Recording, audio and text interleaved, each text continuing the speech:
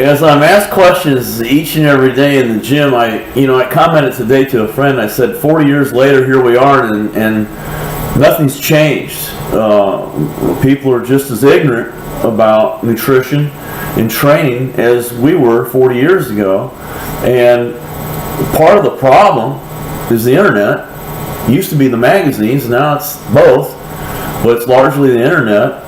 People giving out information that they don't know what they're talking about. Everybody's an expert, but there aren't too many pros out there in either powerlifting or bodybuilding or nutrition, whatever aspect of these sports you want to talk about. And I see guys confused, girls confused about how to gain body mass, to build muscle. If you want to gain body mass, you want to lift the deadlift, the squat. You want to lift heavy weight in those two lifts, and that will trigger your body to put on mass. As far as the bodybuilding individual muscles, you want to pump the muscle bellies, and you do that with a lighter weight for higher reps. Now, when you're performing the powerlifting movement, sure, you've got to have 5 minutes in between sets. It's a full body movement. You're lifting heavy weight. But when you're doing the actual bodybuilding, where you're pumping blood into the muscle bellies, you've got to work very quickly. You've got to go to failure on every set, 5 seconds or less between sets, 30 sets per body part. You're moving fast. You don't need to do cardio, because that is your cardio. Your workout is cardio. So you need to get rid of this thing here. You need to turn this off, put it in your purse, put it in your pocket. I see people all the time. They're sitting on the machine. They're texting. No wonder they don't grow. So they don't eat right. They don't train right. They read all this stuff on the internet. They're totally confused. They talk to professional. They don't listen because they believe what they saw on the internet. The internet is extremely powerful. It was like the bodybuilding magazines of old. They were extremely powerful.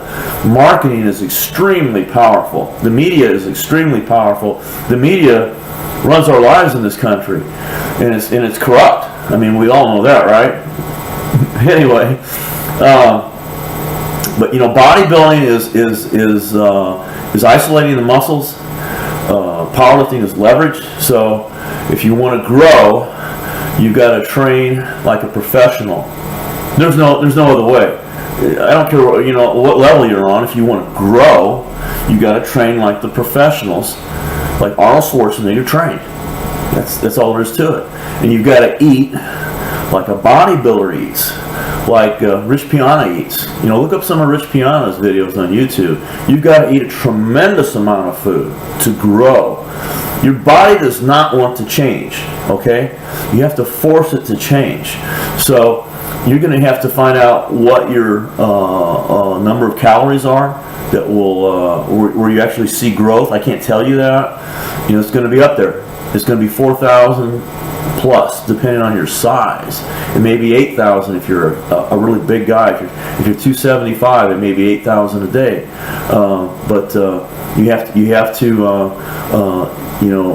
increase your calories, and you see yourself grow. And then you increase your calories, you start to gain fat. That's when you stop. Okay, so it's going to be in between there.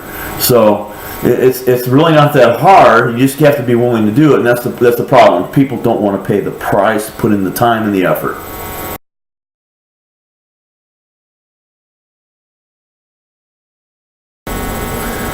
Now, motivation is big business these days. The trainers are there to motivate people. The C.T. Fletcher is the big motivator now for the bodybuilders on the YouTube. Well, I have to beg to differ with what's being taught, though, because you don't want to have an obsession, because that is not healthy, but you want to have a passion. An obsession won't last. An obsession can eat you up, but a passion can last your lifetime.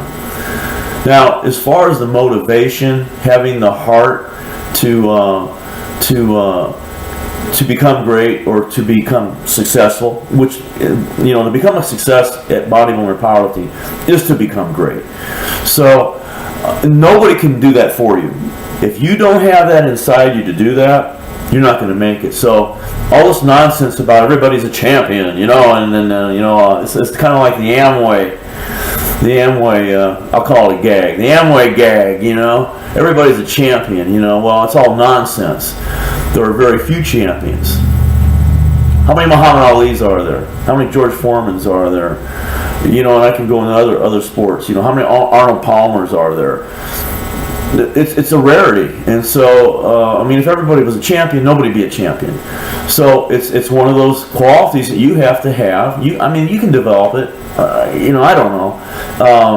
I think I was taught that type of thinking when I was in the martial arts as a kid, but you've got to be able to self-motivate. That's what I'm really wanting to say. Is you've got to be able to self-motivate. It's got to come from within, because you're not always going to have that other person there to motivate you, to push you. I'm telling you, I know what I'm talking about, because I am the world champion. Been there, done that.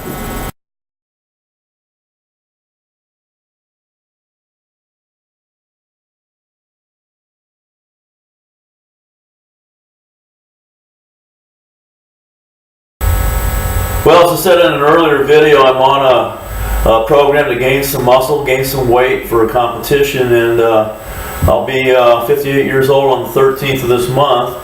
So it's kind of counterintuitive for somebody my age to be able to gain muscle, but I can do it. I know how to do it. You know, I've been training for years, dieting for years. One of the things that's overlooked by kids these days that do want to gain, you know, they think of rice and chicken, but they forget about the oatmeal. And the oatmeal's got fiber in it, it's got protein in it, it's got good carbohydrates, it's got fat. We need fat to build muscle. We've got to have fat with our protein. We've got to have fat to digest the protein. So it's often overlooked. You can eat tons of this stuff. It's cheap, and you can, like tonight I flavored it with nutmeg and cinnamon. I've got stevia, I've got bananas in this to make it more palatable, and I've got some black tea. So it's almost like a little breakfast late at night, but this is something you can eat all day long. You know, you can live on oatmeal. Oatmeal is a superfood. You can actually survive on this alone. And if you look at the ingredients, it'll say rolled oats. Period. There's nothing else in the box. That's all that's in here. It's pure rolled oats. And I don't pour milk into it. I pour water into it, so it's not too thick. So I know in the old days we used to pour whole milk into the oatmeal, but I just use bottled water. So it's a great food. Try it. Now this here's the beast that everybody hears about here. She's a 102-pound female golden retriever. You can see she's ferocious. She's supposed to be 70, 75 pounds, but she eats what I eat. She gets tuna, she gets rice, broccoli, and ground turkey. Not to mention a few milk bones. And as you can see, she's a ferocious monster. She's a ferocious monster. But she loves old dad. She loves old dad. Now, one of the sources of protein that I know the younger guys are overlooking, because I talk to them every day, is tuna. And tuna is very inexpensive. I pay 68 cents a can. There are 13 grams of protein in one can. So 2 cans, 26 grams of protein. You can't beat that. You can eat this stuff throughout the day, maybe as a supplement to your other protein like your chicken. And you buy it with just the water. You don't buy it in oil. And you buy the skipjack. Skipjack is a smaller tuna, so it's less likely to have mercury. I like to add a little bit of mayo. Now mayo's going to have no sugar, but it's going to have a little fat, and you need that fat to digest this protein. Now, like I said before, Abby eats what I eat, so she's going to have a little tuna here, and I've taught her to eat off a fork. Some people don't believe that, so I wanted to add it to the video. She does eat off a fork. She's very gentle, and she's always very hungry. Good girl.